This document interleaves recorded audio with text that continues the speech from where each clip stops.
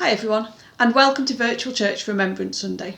So we're going to go back to having these videos, and I'll be sending out activities like I did during the last lockdown during this one. Hopefully we'll be all back together in church in December, but until then whenever that happens to be, then we'll keep doing these videos. Today is Remembrance Sunday, when we're going to think about all those brave people who've given their lives during wars. We're going to be thinking about peace and what it means to be a peacemaker for us and in our lives. We aren't living through war, thankfully, but sometimes we still get involved with conflicts and with arguments with other people, but this isn't how God wants us to live. I'm going to read some verses from Matthew's Gospel, where Jesus teaches us how much God cares for those people who try to live his way, even when life is difficult. And these verses are called the Beatitudes, as I'm going to read from my Bible. It's Matthew chapter 5, and it's the first 12 verses. Now, when Jesus saw the crowds, he went up on a mountainside and sat down. His disciples came to him, and he began to teach them, saying, "Blessed are the poor in spirit, for theirs is the kingdom of heaven. Blessed are those who mourn, for they will be comforted. Blessed are the meek, for they will inherit the earth. Blessed are those who hunger and thirst for righteousness, for they will be filled. Blessed are the merciful, for they will be shown mercy. Blessed are the pure in heart, for they will see God. Blessed are the peacemakers, for they will be called children of God. Blessed are those who are persecuted because of righteousness, for theirs is the kingdom of heaven. Blessed are you when people insult you, persecute you, and falsely say all kinds of evil against you because of me. Rejoice and be glad, because great is your reward in heaven, for in the same way they persecuted the prophets who were before you." Blessed was a word that came up a lot during that passage, and that word means that God will favour people who stay close to him even when life is difficult. So when he said, "Blessed are those who mourn, for they will be comforted," Jesus isn't at all saying he wants people to be unhappy, especially when somebody dies, but rather that if people are unhappy when someone dies, which we are, but those people stay close to God and stay living like God wants them to, even when it's hard, then they will get extra comforting from God.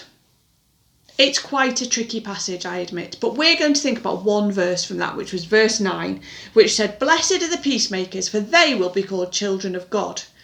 That's really important this weekend as we think about remembrance and peace. Let me ask you a question. How can you be a peacemaker? Think about a time when you've been perhaps fighting with somebody or arguing with someone. This verse is as much about that as it is about countries who are in full-scale wars. God doesn't want us to be fighting. He wants us to live in peace with one another. Realistically, we do argue. We don't get on with everybody all the time. But this verse is about trying to be that peacemaker. How can you be a peacemaker this week at home or at school? Now, often when we think about peace, we see doves used as a symbol of peace. So this week we're going to make some prayer doves, and they're going to look like this.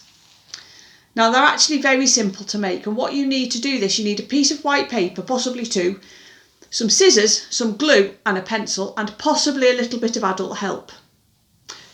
So to make the body, this bit at the bottom, you need to draw around your foot and cut it out really carefully. And then to make the wing bit, you're going to draw around your hand, cut it out and stick them together. And then you can add a little beak and draw an eye on like I've done. And on these doves, I'd like you to write a prayer for peace.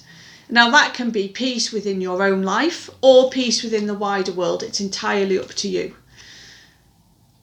If we're able, we might collect them together, if we can get them together, and make a display to go up in church of our peace prayers. But I appreciate that might be quite tricky.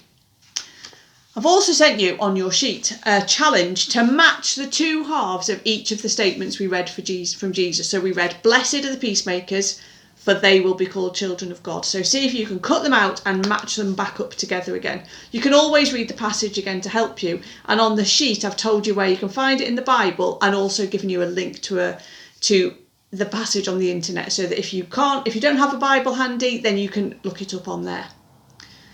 So I hope you have a great week. and hopefully I'll see you very soon. Bye.